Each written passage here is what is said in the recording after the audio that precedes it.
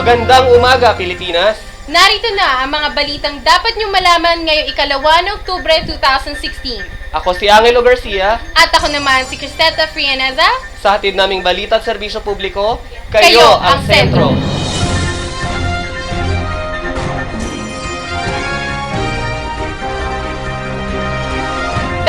Anyos na buntis, positibo sa Zika virus. Ano nga ba ang state of lawlessness? Alamin! DTI, nagbabala sa mga negosyante na huwag magtaas ng presyo ng mga bilihin. UP Town, naglunsad ng homemade at handmade bazaar upang ipromote ang gawang Pilipino.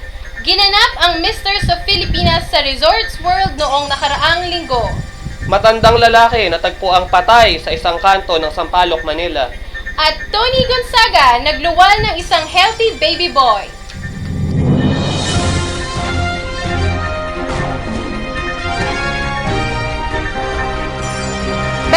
Anyos na buntis, nagpositibo sa Zika virus. Ngayon ay binabantayan na ng DOH ang nasabing babae upang mamonitor ang kalagayan ng sanggol sa kanyang sinapupunan. Pinag-iingat din ng DOH ang lahat, lalo na ang mga buntis dahil sa posibilidad na maapektuhan ng mga sanggol sa kanilang sinapupunan na maaaring magdulot ng microcephalus. Pangulong Duterte nagdeklara ng state of lawlessness. Ito ay dahil sa nakaraang pangyayari sa Davao Night Market na ikinamatay ng 14 katao at 6 na po ang naging sugatan. Ayon kay Attorney Paula de Vera Turda, ang state of lawlessness ay dinedeklara ng Pangulo kapag may kaguluhang nangyayari sa bansa. Tinutulungan ng militarang PNP upang sugpuin ang kaguluhan. Ngunit hindi ibig sabihin nito ay magkakaroon ng warrantless arrest sa Pilipinas. Ayon pa sa kanya, ito ang mild version ng martial law. Ngunit malaki pa din ang kanyang pagkakaiba dahil sa martial law ay nasususpend ang writ of habeas corpus. DTI, nagbabala sa mga negosyante na huwag magtaas ng presyo ng mga bilihin. Dahil sa nakaraang pagdeklara ng Pangulong Duterte ng state of lawlessness. Ayon sa batas, automatic na pinapatupad ang price freeze sa mga pangunahing bilihin.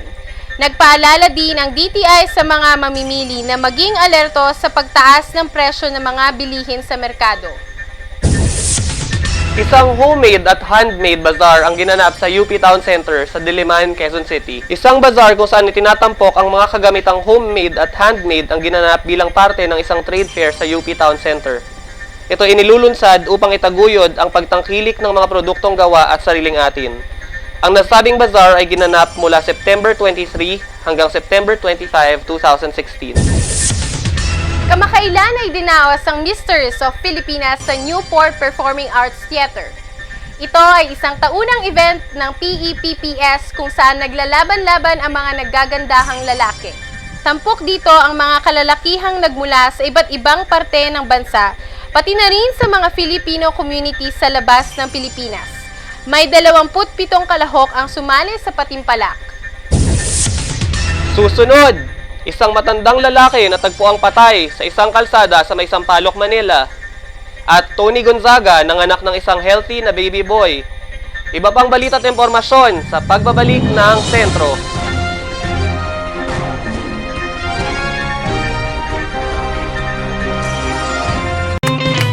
Pag 3 pataas, mag-Bonakit Preschool.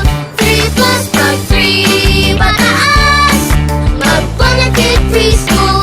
3 plus. Kaya moms, pag 3 pataas na sila, bigyan sila ng Bonakit Preschool 3 Plus for a triple boost advantage in growth, energy, and immunity. Pag 3 pataas, mag-Bonakit Preschool. 3 plus. Batang may laban. Miss you, bebe ko. Sleep na, mi. Suot ko gift mo. Hihihi. Mwah. Crunch time na! Yan yan with new Selecta Pinibig. So munchy, so crunchy. 12 pesos lang.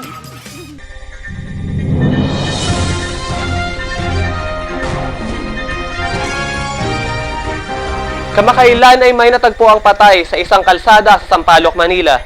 Siya ay pinaghihinalaang sangkot sa droga. Nasa sentro ng balita si Mark Ritual.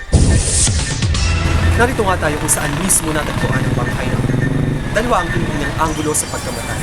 Una na nga ito ay paghihisap sa droga, Pangalawa ay ang pagkakaroon ng karamdaman. Nakabulagta ng maabutan ang lalaking pinaghihinalaang sangkot sa droga na kilala sa alias na Tolits. Pasado alas 5 ng hapon sa kahabaan ng M. de la Puente Street sa Sampaloc, Manila, nang makita ng mga residente ang inakala nilang tulog lang na taong kalye.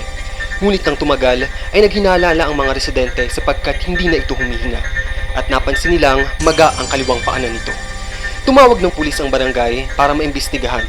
Ayon kay Police Inspector Ricardo Niebres ng Sampaloc, Manila, bagamat gumagamit daw ng droga ang biktima, ay malinaw na hindi ito kasama sa laganap na patayan, sangkot ang droga, sapagkat walang tama ng baril o anumang bahid ng pagpatay.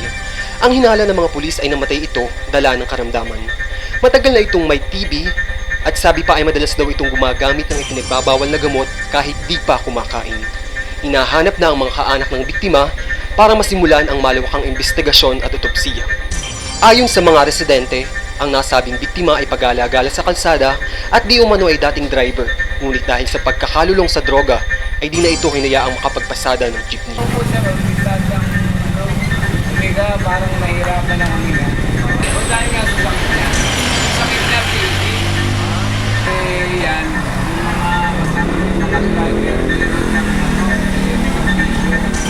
gumagamit na, gumagamit na lahat. Wala raw pamilya ang biktima dito sa Maynila dahil ang mga kaanak nito ay nasa Visayas pa. Kaya ngayon ay nahihirapan ng mga pulis na hanapin ang malalapit nitong kaanak. Yan muna ang hatid kong balita. Mula dito sa Sampaloc, Manila, ako si Mark Dizon Reguala sa hatid naming balita at serbisyo publiko. Kayo ang sentro.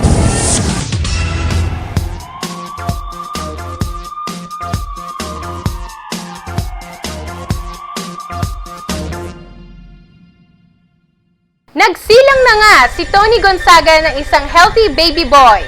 Noong ika-30 ng Setyembre ay ipinanganak ni Tony ang kanyang baby kay Direk Paul Soriano.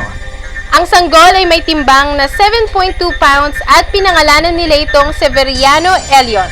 Proud na pinost pa ni Direk Paul sa kanyang Instagram account ang detalye ng panganak ni Tony. Samantala, super proud din ang kapatid ni Tony na si Alex Gonzaga na sinabi pa sa kanyang IG account na si Baby Severiano ang pinaka-cute na baby sa mundo. At yan ang ating latest showbiz update.